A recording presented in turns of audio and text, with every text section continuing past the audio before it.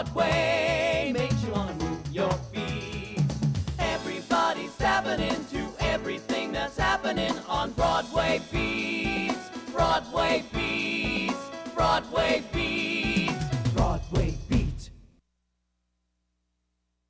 Hello, I'm Richard Ridge, and welcome to Broadway Beat, our weekly half-hour behind-the-scenes look at the very best of a New York theater on Broadway and beyond.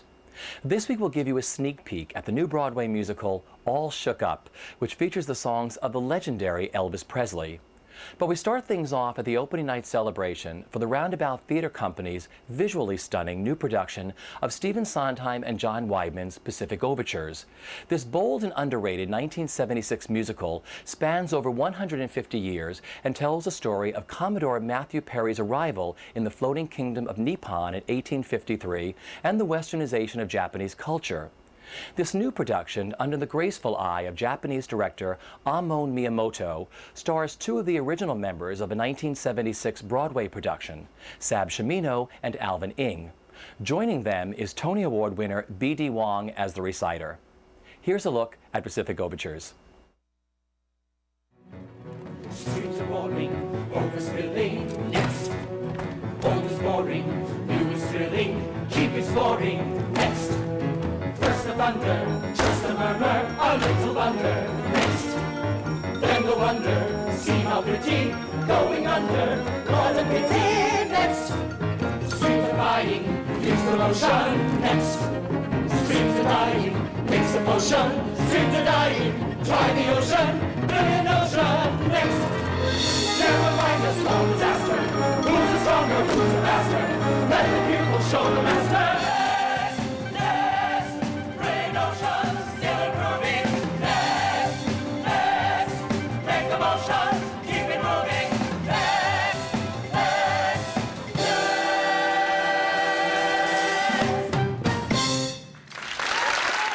Well, you know, I feel as though this is a wonderful performance of a wonderful production, and you know, as one of the authors, it's enormously gratifying to see the work done so well and so inventively. Well, let's talk about the work that this director has done on this. Talk about his vision and why it works so well. Well, you know, there's an irony in this. 25 years ago, Hal Prince made the very bold decision to import Japanese theatrical techniques into the American musical. Men played women, there was very stylized makeup used for a number of the parts and a number of the characters, and I think it produced a kind of a distance from the audience, which was also saw Japan 25 years ago as a very exotic and unknown place. And I think that's no longer the case. We live in a smaller world. Japan and the United States have had a great deal of experience with each other.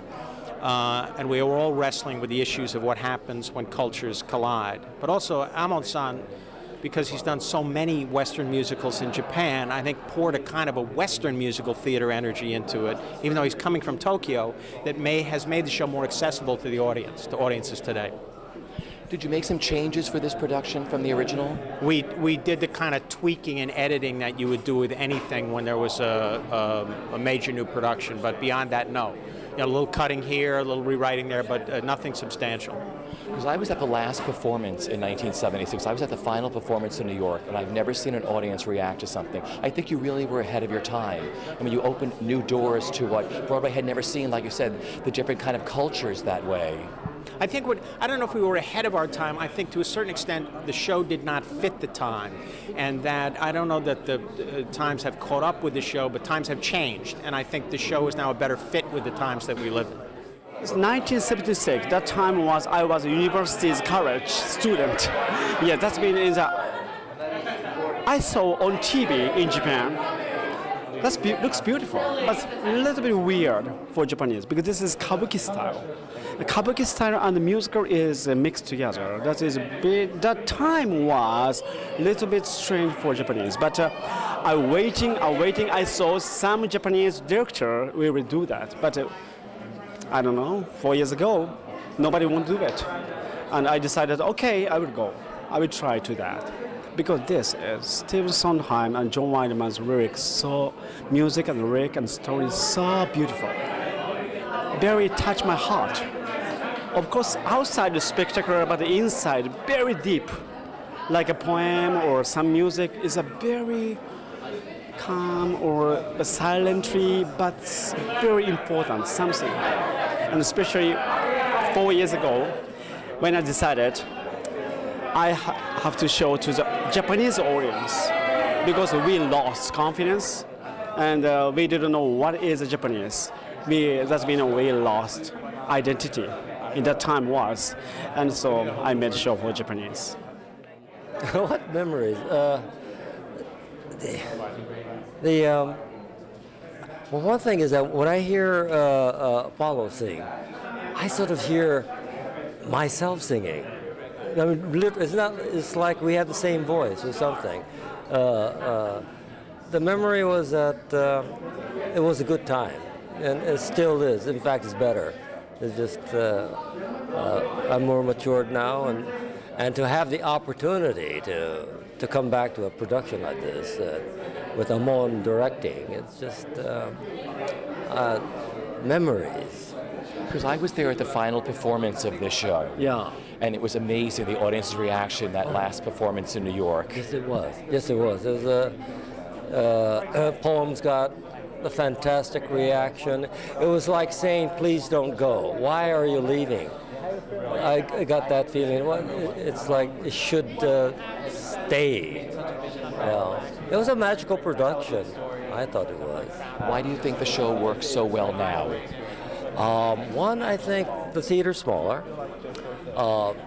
Two, we've gotten rid of the kabuki makeup. We've gotten rid of the kabuki way of speaking. We speak more naturally, and more accessible to the audience. And I think the story's being told better this time because of that. I think the audience could connect with the humanity of the characters. I know with Abe they can, because the original production, he was totally kabuki makeup, and it's very stylized performance. So it was hard to connect, the nuances and all that. And talk about the role that you play in the new production.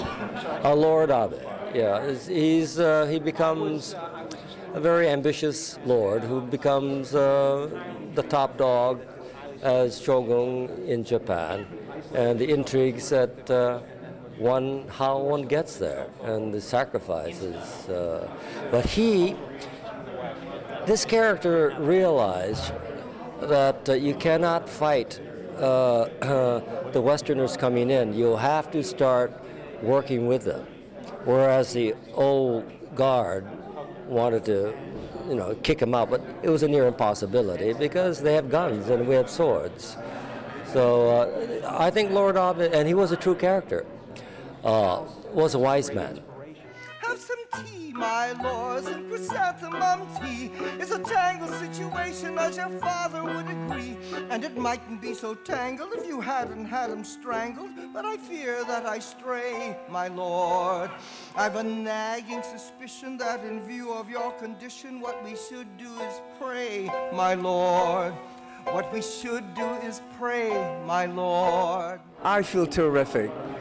It's been a bit of a challenge, after 28 years, but I'm very happy, very proud to be in this show. Talk about the role that you play in this show, please. Chrysanthemum Tea was originally a real ensemble number, and in it I originally did the physician. And then one day I was called to Stephen Sondheim's, and he said, we're changing the whole number.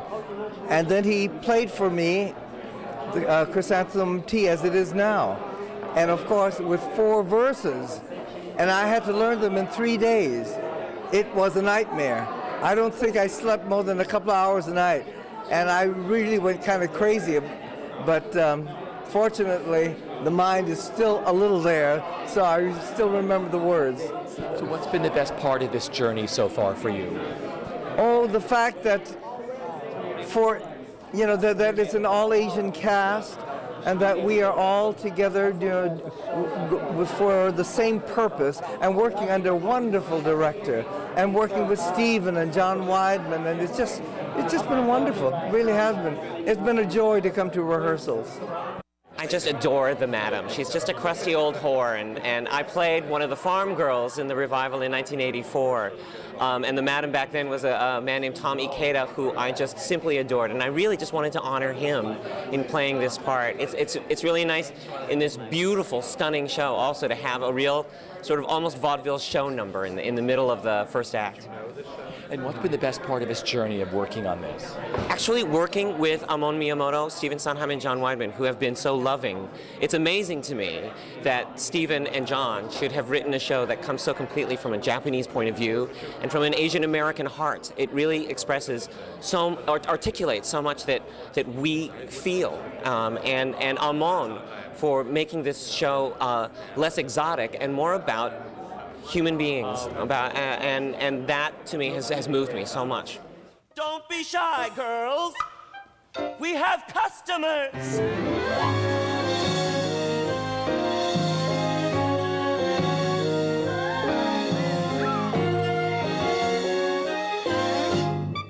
I spent a lot of money on this one. Not quite so much on that one. Smile! Remember, you're enjoying this. You know, every opening night is always an incredible experience. It's always a reason to celebrate. It's, you know, very corny and everything. But we have gone on this journey with, you know, as a company, no adversity or anything like that. Just an incredible amount of very stimulating and creative work with an incredible director. I mean, world class, no pun intended, fantastic, loving, caring, passionate, creative person. And to have that experience is so rare. And to be in a Sondheim Weidman musical, when Sondheim and Weidman are there in the room taking notes and telling you what they think and telling you why they wrote something, is unbelievable. So to get to the opening night, I mean, the opening night kind of marks the pinnacle or the culmination of all of that passion and creative energy. And so it's rather overwhelming in some ways. It's fantastic, but it's overwhelming. And talk about the role in general. What a wonderful role.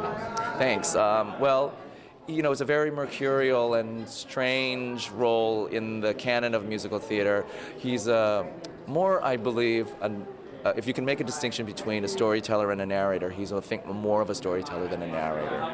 He embodies a certain point of view of the Japanese experience, which is very tricky and difficult, and yet he also needs to be a messenger and a conduit to the audience. So there were a lot of interesting challenges in the form of address, the amount and the level of casualness to balance with a certain formality and Japanese-ness, if you will. And it is a great fun part because it's kind of whatever you and the director make of it. So I had a great deal of fun doing that. I actually still have a lot of fun working on it and discovering new things about it. You know, I read how he directed. He was very specific about certain things, about how you move on certain beats and certain numbers. Talk about how you know, he was so pinpointed on so many things. Well, he is an incredibly thorough and first of all, the production was done before in Tokyo, so he had copious notes and notation, and he was incredibly thorough about the way that he notated the choreography and from the original production. Now, that's usually a sign of something that's really scary because you think, oh, I'm just being given a map that I need to kind of execute. But he did balance that. He managed to really rather brilliantly manage to balance that with a sense of our ability to make it our own, which is, if you can have both of those things, then you have a well-organized director who lets you do your own thing, and that's what we had, and it was wonderful. Days arise to be replaced, lines are drawn and lines erased. Life and death are but verses in a poem. Out there blood flows, who knows? Here we paint screens, plant the rice, arrange the flowers, the moon, exchange the gifts, plant the rice, arrange tomorrow like today to float. Slide the screens, exchange the power, stir the tea, exchange the vows, plant the rice, arrange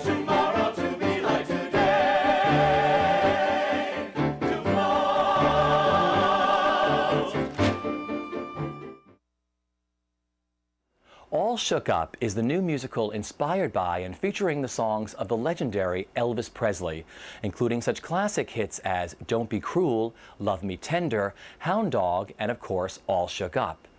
The musical is set in 1955 and tells the story of a guitar-playing roustabout played by Cheyenne Jackson, who brings romance, rebellion, and rock and roll to a small town.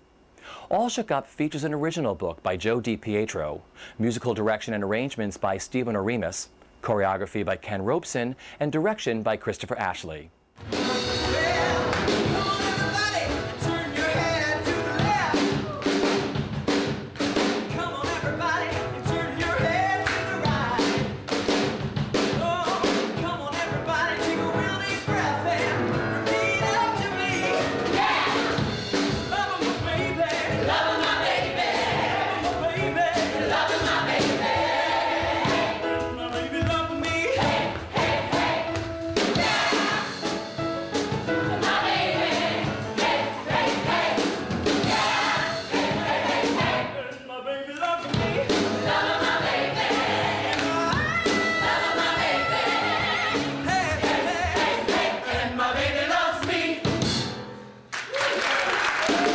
The first thing is that I wanted to integrate the songs and not have it just, you know, let's tell a story or let's now sing an Elvis song. We really wanted to integrate like a traditional musical does. So so I worked very hard on that in all the drafts, and then when Chris Ashley and Stephen Oremus came on board, we worked hard to continue to make sure that happens.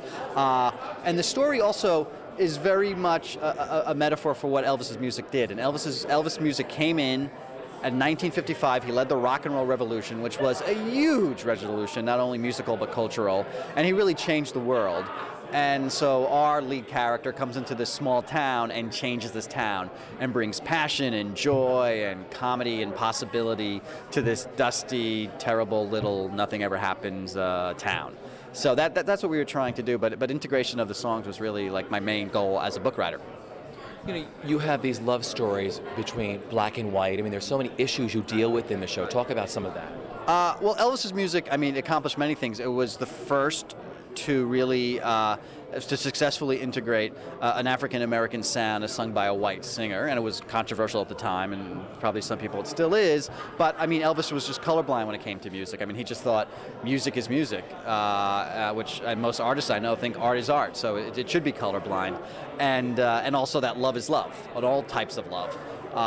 That, you know, love is a great gift, music is a great gift, and both of these elements are combined in the show. So we deal with interracial romances, we deal with younger and older, we deal with people really questioning who they love and why they love that person, and the possibility about finding someone when you might have thought it's over for you. You're too old, you're just done, you've already been married and divorced, you'll never meet again, but suddenly this music opens up all these possibilities for you. Is that how you want the audience to feel after leaving a performance of this? Absolutely. That's how I like to feel, actually, in my life. But yes, that is absolutely how I want the audience to feel, that this music, Elvis always said that he was just an entertainer and he wanted to bring joy to people. And this show is an entertainment that we really hope brings joy to people. Well, the first time I read the script, it had Elvis music in it and playing with Shakespeare plots, two of my very favorite things. Grew up on Elvis music, like dancing to it in my bedroom. The Shakespeare plot is so juicy from a directorial point of view. The idea that anything could happen at any moment gives you so much permission directorially to play with what's theatrical, to bring statues to life, to bring leather-jacketed angels down from the grid. The world's your oyster when you're working with Shakespeare. And the music is so rockin', it's so juicy, it's so emotional, it's so sexy. And the idea that we have real permission to take these very familiar songs and reinvent them is thrilling. Talk about the workshops and the production you did up in Goodspeed. What did you learn from those? The 80-year-olds really rock to Elvis. Watching people in a wheelchair rocking on their way out of the theater to the playoff makes me really, really happy. We threw out a lot of songs from the first draft and have been playing with new ones. In fact, we put a new song in yesterday, 2 days before we leave to start TAC in Chicago. We had a song called Hard Knocks It wasn't quite working, and we put in That's All Right, which was the first song he ever recorded, That's All Right Mama, which there's so many of these songs end up, if you place them just right, they feel like they were written for the show, and that one did. It just laid right in. Are you looking forward to taking this on the road? It's such a rare gift that a show gets to try out somewhere outside of New York. No, it's fantastic, and they've really done us right by really giving us the full production in Chicago, and we really have time there. We've got 6 weeks of previews and a run out there to play, and then we've got another 4 weeks of previews in New York. So there really is time to remake this show 7 times if we need. But we're hungry for an audience, and I love Chicago. I was born there. Your creative team is so wonderful on the show. I mean, of course, with David Rockwell and Donald Holder. Talk about the look of the show. Act 1 takes place in a small Midwestern, dusty, unhappy town in the 1950s. Act 2 takes place in an old abandoned carnival up on the hill. It has a kind of David Rockwell, 1950s Americana pop art. Found objects get multiplied and turned into unexpected things. So 1,000 license plates make a wall. 150 whiskey bottles make a bar. Wrigley Spearmint gum wrappers can turn into can be a door. The idea that anything could be anything and probably is.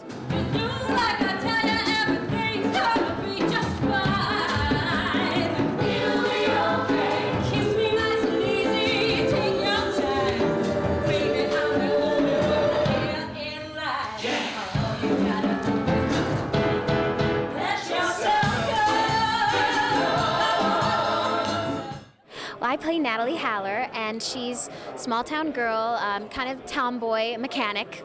She runs her dad's garage, and she feels really stuck in this town. Her sister gets hitched and gets to leave town, and she feels like she has to stay and take care of her dad. Mom passed away a few years ago. And but she really has this spirit of adventure and loves to ride her motorcycle, wants to hit the open road and meet that special guy who's got to be out there because he can't be in this town. And then lo and behold, that guy comes to town and kind of wakes everybody up. And in the course of that, I try to get his attention as Natalie, but it doesn't go so well. So I get this idea that maybe I could be his sidekick and hang out with him. And so I create this persona, Ed. And Ed is a lot of fun to play. Talk about the great songs you get to sing. Well, my favorite song to sing as Ed is A Little Less Conversation, which is really, really fun. But just at the very top of the show, it gets to open with Love Me Tender. And I think it's that feeling that the audience is like, oh, that song, you know, in the end of Act 1, Can't Help Falling in Love, the beginning of Act 2, All Shook Up. I mean, it really, the songs really serve the story, so it's like fantastic. Well, she's sort of the fish out of water. She's come to this small, sort of Midwestern hick town, and she's sort of the big city lady. She's decided she's gonna try and bring culture to this small town, and she runs a museum, which of course is located in a trailer. But you know, you do what you can, and she finds, you know, her job is really difficult. So she spends a lot of time by herself in her statue garden. Pretty much that's what she does. She dusts a lot. There was so much to dream about, but people were so afraid. You know what I mean? We were very protected. We were safe in our little world, and the fear of change was enormous. I mean, it's really right after the McCarthy hearings too. And suddenly someone's saying, don't be afraid. Don't be afraid. No one's going to get hurt by this. It's only going to be a better world. So. But talk about the role that you play and how she fits in. Well, it was funny in the, I don't know if I'm supposed to do this, but in the description of the character, she was described as a cross between Nancy Reagan, Joan Crawford, and Betty Crocker, which I loved. I fell in love with that description. And you see, I'm wearing red, just like Nancy. And she has an epiphany. But she's the hardest, she's the villain, really. She's the hardest nut to crack, but she has a secret, which you don't get to, it doesn't get revealed until the end. And then, you know, I'm a big sucker for happy endings. And what happens is everything ends up the way it's supposed to, you know. So, but in the meantime, you know, I make the town a really unpleasant place to be. Well, I know almost every Elvis song because I grew up with them. So what has been awesome is Stephen Remus is a genius music arranger, and my favorite thing is that I thought I would be singing, you know, Don't Be Cruel, Hound Dog, all the usuals, which I am singing some of, but all these songs are sung by different people. Black, white, young, old, and they're not just there for, oh, I like Teddy Bear, that's neat. It's there to forward the plot. Perfect example, Follow That Dream. Normally it's, you gotta follow that dream, and it's like, you know, with the Jordanaires. Stephen has pared it down, and now it's introspective, and you gotta follow that, and it's a perfect setup for mine and Natalie's relationship, Jen Gambatese. So it's a witty, fun show, and the songs completely serve it. So. What is it specifically about Elvis songs? I mean, these songs go generation after generation after generation. I mean, little kids are turned on by these songs, but it seems there's no generation gap with these songs at all. Why do they touch so many people so? Because they're so full of heart, and first of all, they're beautiful songs. They're so melodic. There's so many songs in the show that people, everybody knows like the main 12, 15 hits or whatever, but there are so many unbelievable songs that people are going to be like, that's an Elvis, oh yeah, yeah. It's just that there isn't any, like you said, there isn't a generation gap. Everybody will be able to appreciate this music, and that's, oh, God, I love it. Well, just have a wonderful time on the road. I mean, a rare opportunity of actually taking a show on the road right now. I know. It must be so wonderful, but Chicago in the winter. I know. I've never been to Chicago. I've only been in the airport, so I'm excited for it. I got my warm coat, and I'm going to go try to see Oprah.